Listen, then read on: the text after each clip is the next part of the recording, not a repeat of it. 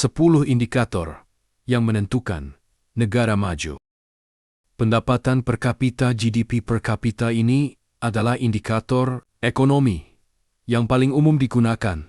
Negara maju biasanya punya pendapatan per kapita yang tinggi yang menunjukkan tingkat kesejahteraan ekonomi yang lebih baik.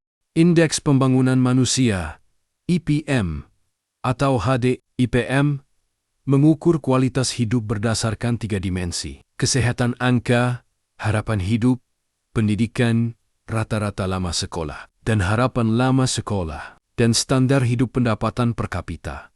Negara maju biasanya punya IPM yang tinggi. Pendidikan, negara maju punya tingkat pendidikan yang tinggi dengan akses yang luas ke pendidikan berkualitas dari tingkat dasar hingga perguruan tinggi. Angka hidup, negara maju punya sistem kesehatan yang baik, gizi yang cukup, dan lingkungan yang bersih, sehingga angka harapan hidupnya tinggi.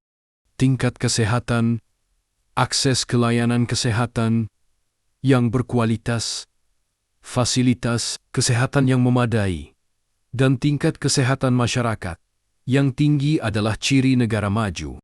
Infrastruktur. Negara maju punya infrastruktur yang modern dan lengkap, seperti jalan, jembatan, pelabuhan, bandara, jaringan listrik, air bersih, sanitasi, dan telekomunikasi. Tingkat kriminalitas dan korupsi.